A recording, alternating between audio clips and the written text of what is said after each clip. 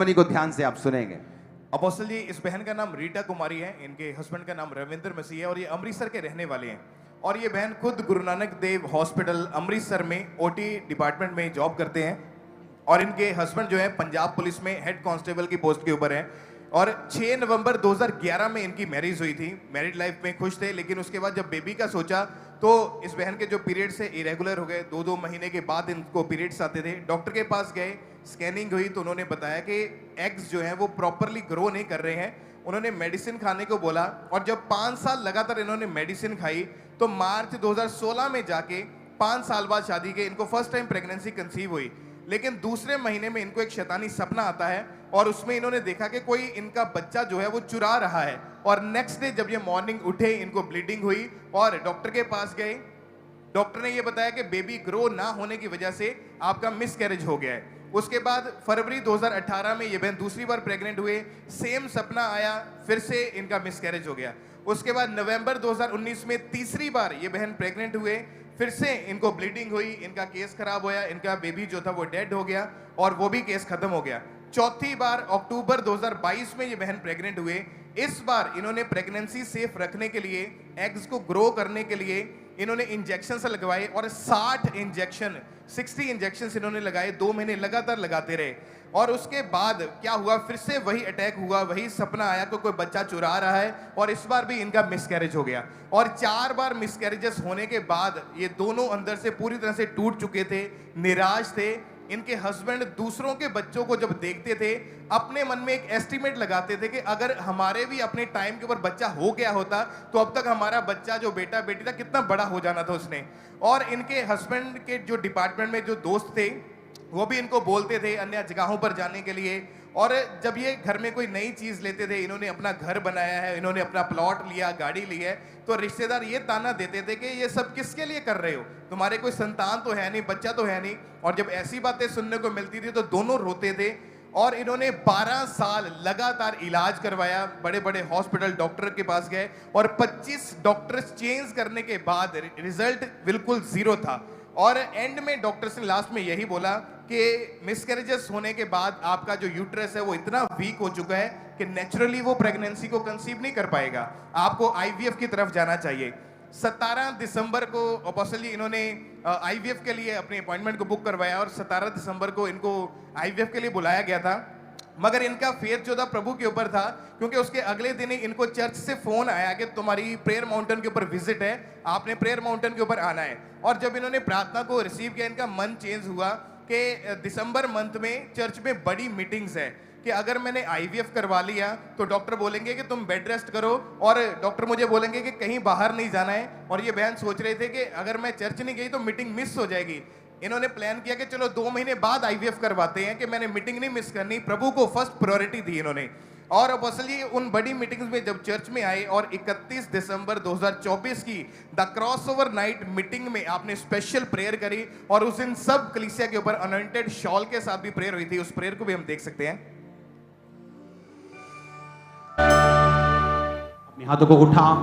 पिता, आज जिन जिन को ये शॉल टच करे, यीशु मसीह तूने मुझसे कहा है कि तू इनके जीवनों को बदल देगा और इन्हें छुएगा और इन्हें नया कुछ देगा, नया नाम देगा, नई आशीष देगा।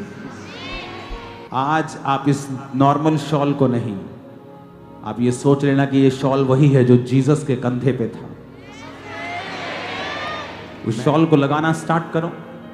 जब शॉल लगता है तभी आप फ्री होते हैं, चाहे सुबह के 6 बज जाएं, आप फ्री नहीं हैं। डोंट वरी, खुदा का काम जल्दी वाला नहीं है, परमेश्वर का काम काली वाला नहीं हैगा। उठाओ अपने हाथों को।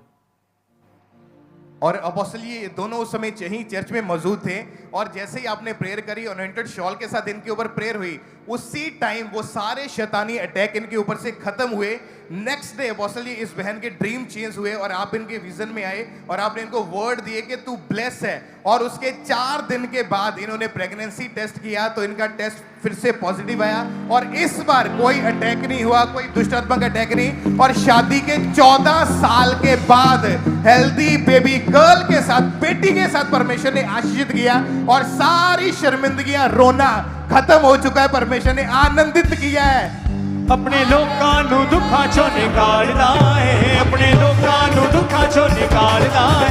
बादशाह मैनू मिलिया जलाल दा है, बादशाह मैनू मिलिया जलाल दा है। यसू सब नालों वखरा कमाल दा है, यसू सब नालों वखरा कमाल दा है। बादशाह मैनू मिलिया जलाल दा है, बादशाह मैनू मिलिया जलाल दा है, बादशाह मैनू मिलिया जलाल दा है। ओ सुने मेरियां दुआवां करके माफ खतामा, सुने मेरियां दुआवां करके माफ देता पाखरू दा मसा माफ करदा खतामा, देता पाखरू दा मसा माफ करदा। अपने लोकां नू दुखां चों निकालदा है, अपने हालेलुया। ये हालेलुया गवाही के योग्य नहीं है।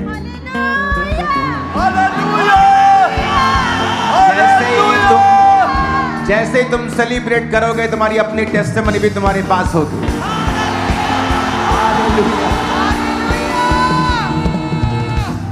14 साल के बाद इमेजिन करो, पुलिस, अभी भी आप पंजाब पुलिस में ही हैं? हाँ जी पापा जी, जॉब करता मैं। जब पुलिस वाले वकील जब जीसस क्राइस्ट के सुसमाचार को समझने लगे तो समझ लेना पावरफुल ये काम हो रहा है परमेश्वर का। क्योंकि सारा दिन इनके पास बहुत से नेगेटिव केसेस ही आते हैं। पुलिस के पास कोई नहीं जाता कि भाई साहब आज हमारे घर में बड़ी खुशी है, आप आना। हाँ, आज हमारे बेबी ने जन्म लिया, आप आना। यही बोलते आज हमारे घर में चोरी हो गई, आओ जी। साढ़े घर च पंगा पै गया, उन्हें इट मारती, आओ जी। हर समय नेगेटिव। पुलिस का काम बड़ा टफ है, मैं आपको बता रहा हूं। मोस्टली इसलिए पुलिस वाले रिलैक्स होने के लिए शराब का सहारा लेते हैं, या कुछ लोग आत्मिक लाइन में चले जाते हैं, क्योंकि उनकी लाइफ में जो होता है वो लोगों को मालूम नहीं। और जब वो व्यक्ति जो इतने सारे नेगेटिव माहौल में रहते हैं और जब परमेश्वर के सुसमाचार को ग्रहण कर लेते हैं और उन्हें पता लग जाता है कि प्रभु यीशु मसीह जीवित परमेश्वर है, तो समझ लो कि परमेश्वर का काम पावरफुली हो रहा है। और ये आमीन ऊंचे वाला होना चाहिए चर्च। हालेलुया। अपने हाथों को उठाओ, थैंक यू जीसस। फिर से कहेंगे, खुदा बाप तेरा आत्मा आज मुझे छुए और आजाद करे। ऊंची आवाज में कहेंगे खुदा बाप, ऊंची आवाज में, ऊंची आवाज में, थैंक यू जी।